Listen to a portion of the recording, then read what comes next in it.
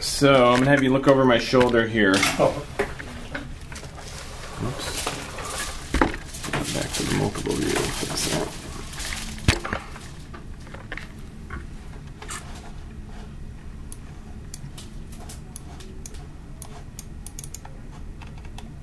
So this is MRI of your brain. Okay. This lower image here is the one that we're going to focus on.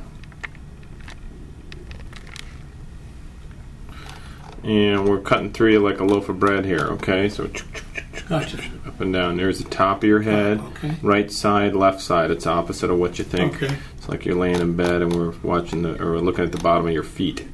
So this is your right sole and your left sole. Okay. And top down here, things look pretty good.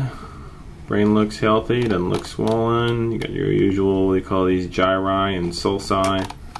These are the ventricles, which are the spaces in the brain that hold fluid. And things look pretty good. These are your eyeballs here. Okay. Here's your nose, right ear, left ear. Mm-hmm. This here is the lesion of interest. The right side. Okay. Okay. It's on the right side. It's in the temporal lobe. It's in the area called the uncus.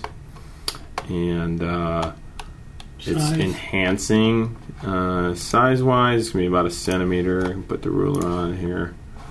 Let's see, linear measurement. It is 1.14 centimeters in that dimension, and then 1.23 in that dimension.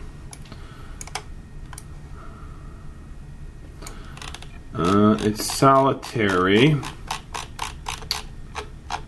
and I don't see any other lesions with our quick run through here. Always check to see what the radiologist says.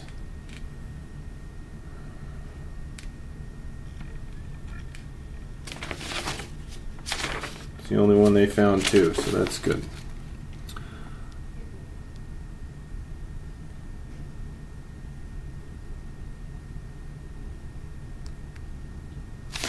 And we'll check now. I like to check on what's called the coronal image. That's cutting through you this way. Okay. Okay. Eyes, nose, mouth, brain, front and back. Sometimes you can see them on the coronal image when you didn't see them on the axial if they cut above or below it. There's your lesion again. Right above the right eye. Huh?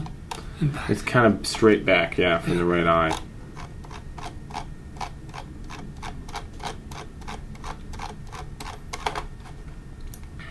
If we look on what's called the flare sequence, basically looking for swelling, you're going to see a lot more white here, and that's predictable. So this white here is kind of inflammation, if you will, in reaction to the tumor. Mm-hmm. Same with this one, which is called a T2 sequence.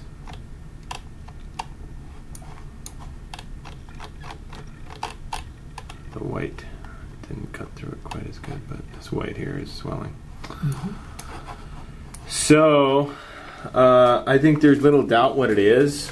It's a renal cell metastasis, and your options are, in my mind, surgery or radiosurgery or both. Surgery would be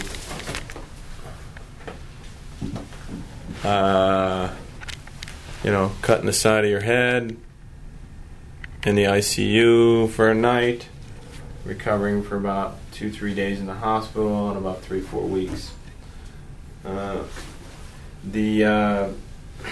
not sure that you need surgery for it, though. I might recommend the Gamma knife first, if you were my father or relative, my patient. So, I mean, the Gamma knife is an outpatient, non-invasive form to treat these tumors. And I don't know have you heard or read anything about it at all? Dr. Bibb mentioned it. Okay. I thought it might follow surgery. Yeah.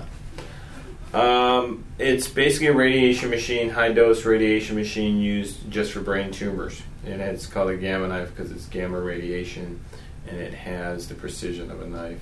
It's kind of their gig, I guess. It's down to less than a millimeter.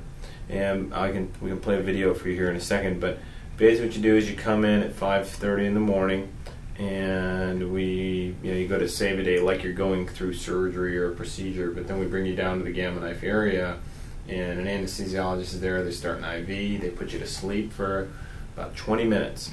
And during that time, I put a frame on you. and the frame has 2 screws in front and 2 in back. Don't wake me up. I'd freak out. I would freak out. Really? Yeah.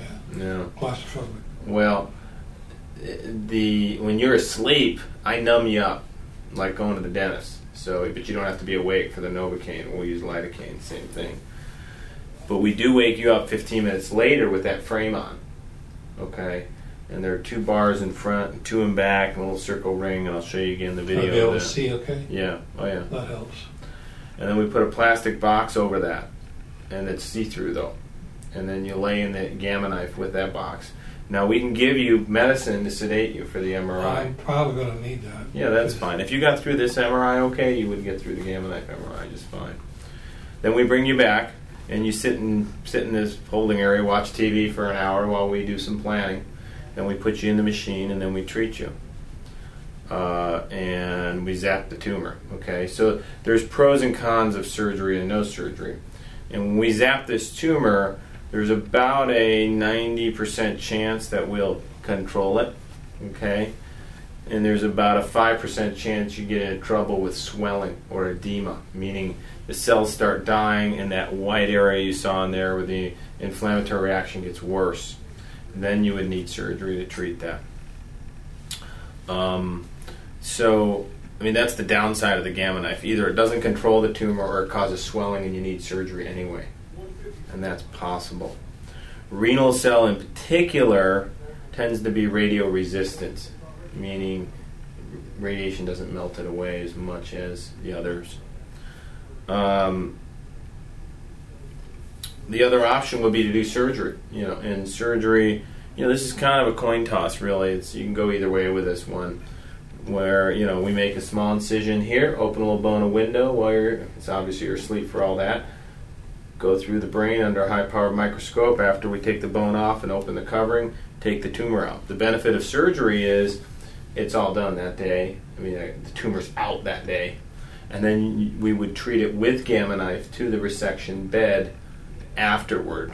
So you're not, because the Gamma Knife doesn't work instantly. You're waiting for 3 months for it to work.